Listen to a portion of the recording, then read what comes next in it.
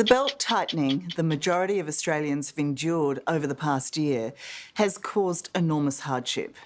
Finally, though, last Wednesday there was a glimmer of hope when the latest inflation number turned out to be lower than expected. It means there's less chance on Tuesday that outgoing Reserve Bank Governor Philip Lowe's parting gift to the country will be a 13th interest rate rise. It's a small mercy for many, but for other cash-strapped homeowners and renters, it's already too late. And even more galling, some experts say much of this cost of living pain could have and should have been avoided.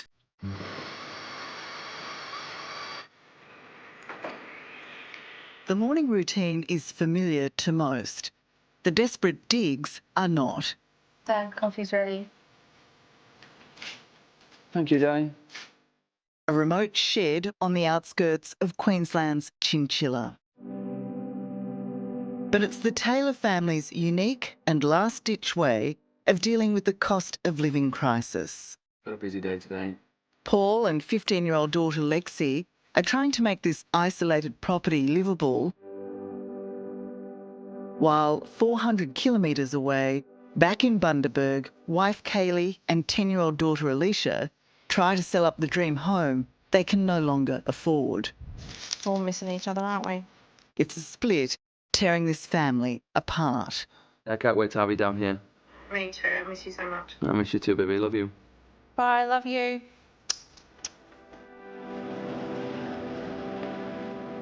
Life is undeniably hard for this young family.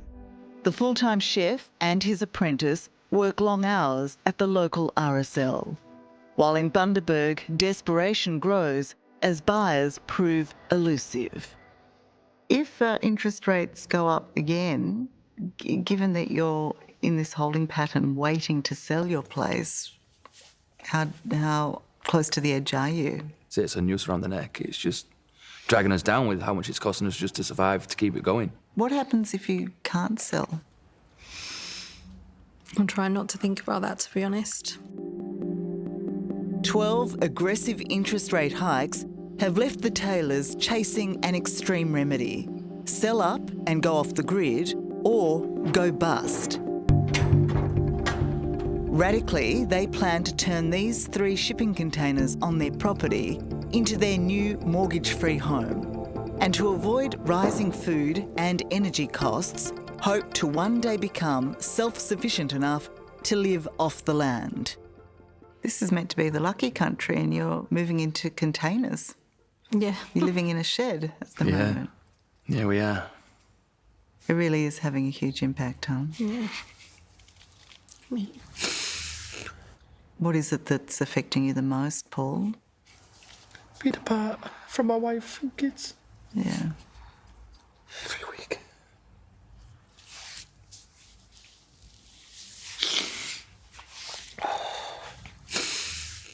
I guess part of it must be the futility, you know, that you're working so hard and it's not making a difference. Yeah, my job's already stressful as it is. Yeah. Running a big kitchen and having to deal with The cost of living, not seeing my wife, not seeing my young daughter every day.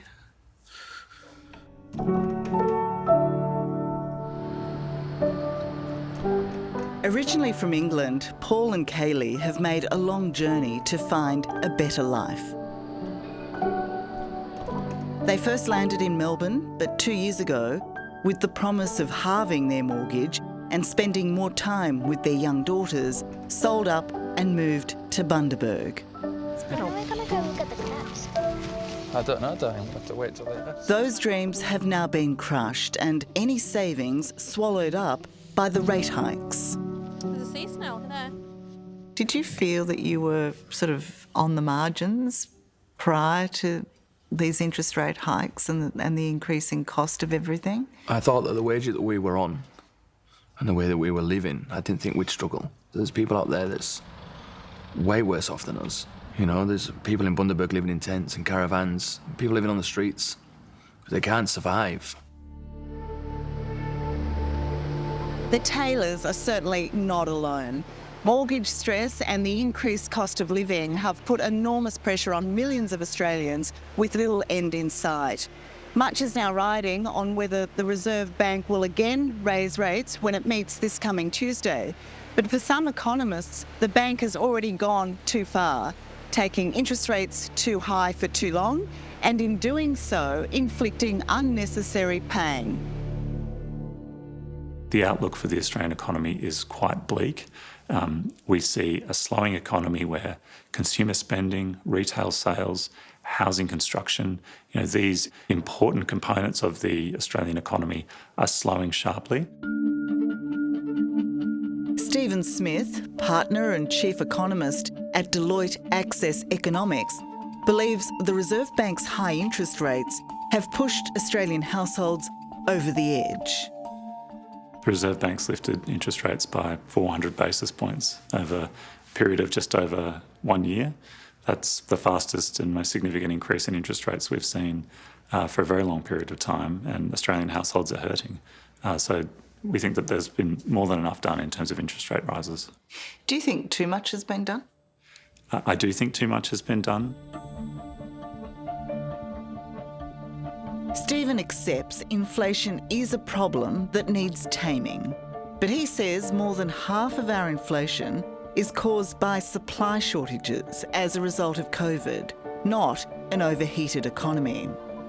As the supply of imports has returned to normal, prices have started to drop. He attributes our current falling inflation rate to the easing in supply, not high interest rates. So what you're saying is, if left alone, those inflation rates might have dropped anyway. To a large extent, that's true. That which has been driven by these supply-side pressures is inflation that would have disappeared just as quickly as it arrived. What you're also saying, it seems, is that we didn't need to be in this situation. The Reserve Bank could have stopped raising interest rates after they reached, say, 3.25% or 3.5%, as opposed to the 4.1% that they are today, and we would essentially have no different outcome in terms of the inflation outlook. Do you accept that something had to be done, that interest rates had to go up to knock Yes and no. inflation on the head? Or? Yes and no. I believe they needed to go up, but not to the extent and how quickly they had to do Not it. how many times. Yeah, they were told that they were going to do this in 2024. Do that and give people time to save, give people time to plan, not just absolutely kill the economy in that way. It's a big impact for us all. It is still plausible that the first increase in the cash rate will not be before 2024. As recently replaced head of the Reserve Bank, fairly or unfairly, Philip Lowe is off many people's Christmas card list. I'm sorry that people listened to what we'd said and acted on that. With each rate rise, his popularity plummeted as the pain spread throughout the economy, beyond those with mortgages. On a per person or a per capita basis, economic growth in Australia is going backwards. So quite a significant per capita recession, if you like. And that means really living standards and prosperity in Australia going nowhere. I have to radically rethink what I can afford. What can I cut? What can I sell to have a bit of money behind me so I can pay extra rent? It's just that feeling of helplessness and despair. Emma Warren is at the epicentre of the other housing crisis in Australia, the skyrocketing rental market, climbing 10% each year. For the past decade, this house in Newcastle has been home to the 47-year-old, but now her landlord wants to sell, and she's been given a no-cause eviction notice. On a pension for chronic illness, Emma's shocked by how grim her prospects are. I had a look on the rental apps to see what was available in my price range. There's virtually nothing. Is homelessness a reality, a potential reality for you? It is something that scares me, and not even just pure homelessness, just having to be housed in substandard housing is a real concern. It's really depressing seeing those listings and thinking, gosh, is this how I'm going to have to live? Renters and homeowners are not the only ones strangled by inflation. Small businesses across the country are also stuffed. In Blacktown, Sydney's west, businesses are boarded up and many are now for sale. Local hairdresser Enzo Pascoli thankfully still has regulars, but says the streets are empty. People don't have that excess money when pressures occur. Well, things like our business suffers. A lot of economists are saying they're waiting for the flow-on effect. Has the flow-on effect arrived? I think so, yeah, I think so. I mean, are they waiting for complete everyone, to go under? Are they waiting for a recession? Because that's where it's heading. That's how I feel about it. In Blacktown, distressed home sales have nearly doubled in the last year. Coming off fixed rates, what's that going to do you think? It's going to give a lot of pain. Real estate agent Riza Kamarakis is seeing the first wave of forced sales, with investors offloading properties, and warns as more people come off fixed loans, the family home will be next. Homeowners who have a young family are just cutting costs everywhere they can to save their family home. That's the Australian dream. Do you expect it to get worse? I do. So sometimes you try to jump the gun and get out while you can, but sometimes we're also seeing where sometimes it's just a bit too late. But if we think it's bad here, spare a thought for the suffering Brits. We're in our early 50s with one child. We've even discussed about moving back in with our parents. While the cost of living can feel personally painful, much of the globe is also suffering, with the UK copping it worse than most. If, as expected, interest rates are raised by the Bank of England this month, it will be their 15th consecutive hike to counter persistent inflation, which is still running at around 7%. If anyone knows the pulse of the people, it's cabbie Bradley Ferguson. Hello. Good afternoon, how are you? Good, how are you? Not too bad, thanks. Where are we off to? He's been driving the streets of London for over 20 years and says, like Australians, his passengers are hurting. You know, the energy prices, the food prices, everything you can think of has generally increased. And it really is batten down the hatches and head above water at the moment. He might be loath to admit it, but Bradley too is barely hanging on. He has to work 7 days a week just to make ends meet, after his energy bills tripled and his mortgage repayments almost doubled.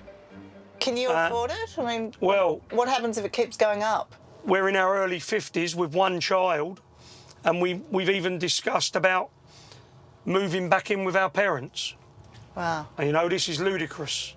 It speaks to the stress you're under. Absolutely.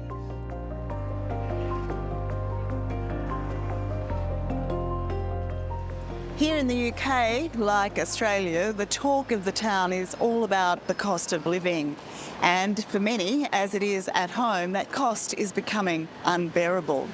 Aggressive attempts to tame inflation here has seen mortgage repayments double over the last year and a half. And it's estimated by the end of the year, 1.2 million households will be insolvent. They won't be able to pay their home loans. In typical British understated style, all are being warned of a hard landing, which means rising interest rates are more than likely to tip the UK economy into a recession before the year is out. We'll only see with hindsight whether they did enough or whether they overdid it. I think it's too early to draw that conclusion because we're not at the end of this episode yet. It sounds like a painful experience and a painful experiment. Well, it's certainly painful.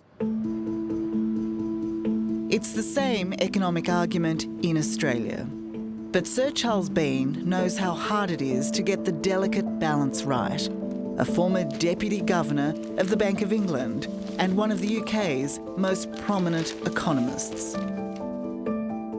He warns UK's woes are even greater than the worst of the infamous economic crisis of the 70s. It's certainly a big challenge. You know, you shouldn't underestimate the difficulty of dealing with this challenge. Nobody knows how the future is going to pan out. The globe has had some major hits. The pandemic, which crippled supply, and the Ukraine war, which has sent energy and food prices soaring. But in the UK, there have been other unique challenges. The shockwaves of Brexit are still being felt, resulting in a dwindling workforce and entrenched higher prices at the checkout. So when Australians think they're doing it tough, what do you say to them? You don't know how lucky you are. We've got every problem. And then the consequences of Brexit, which essentially put grit into trade between ourselves and Europe. It adds to importers' costs. So that's certainly been another aggravating factor. Back home, we may not feel so lucky. And if economists like Stephen Smith are on the money, we will continue to feel the pinch for the next 2 to 3 years. But with our economy markedly slowing, he believes there will be at least one reprieve, unlike in the UK. Do you believe interest rates will continue to rise in Australia? I don't think they will. You certainly can't rule it out, but there's no need for interest rates to go up from here. The personal recession that many Australians are in, how long do you expect that to go for? It won't be until 2025 or 2026 before we get reasonably solid rates of economic growth. And so for the next couple of years, the economic environment in Australia will be reasonably challenging. So this is what we're talking about. We need more houses. We need more building. We need more supply, absolutely. We need good quality homes in inner city areas and For Stephen, the better economic solution is not rising interest rates, but an increase in supply, especially of affordable housing. What we're seeing today, will that have long-term impacts on the next generation? Biggest thing that will affect the next generation is the unaffordability of housing. It's likely that the generation of Australians being born today will be the first modern generation that are worse off than their parents. I mean, that's an extraordinary situation given the prosperity of the Australian economy, and one that we certainly shouldn't be proud of. It's a terrible legacy. Indeed. And, there are policies that we can put in place now, that we can change now. We should be looking at the medium and long term in terms of housing affordability, productivity, competition, prosperity. How much does it cost to build a house like this? Anywhere between 100 to 200,000, which is still cheaper than buying a home. To avoid the mortgage trap, the Taylor family is selling up their dream home in Queensland's Bundaberg. They're going off-grid, moving into converted shipping containers on an isolated and cheap block of land. Do you resent having to run away? I wouldn't say we're running away. I think we're just being smart about it. If we continue going the way we are going, we will be in a hole. We want to get ourselves out before we get into that situation and build our future. Where did the crab go? A way out that may not suit everyone, but their determination to find a better quality of life before it's too late is unshakable. Right now, we just need to work to survive. If this works out, which we hope it really does, we would definitely have more money to be able to be a family. And more beholden to yourselves than anyone else. Yeah. Yes. 100%. Which would be the best thing. It suggests freedom of some sort, doesn't it? Yes. Yeah, not have to be tied down to paying bills. We're looking more towards the future, because if we keep going the way we're going, we are not going to be able to survive. Hello, I'm Tara Brown. Thanks for watching 60 Minutes Australia. Subscribe to our channel now for brand new stories and exclusive clips every week. And don't miss out on our extra minutes segments and full episodes of 60 Minutes on 9now.com.au and the 9Now app.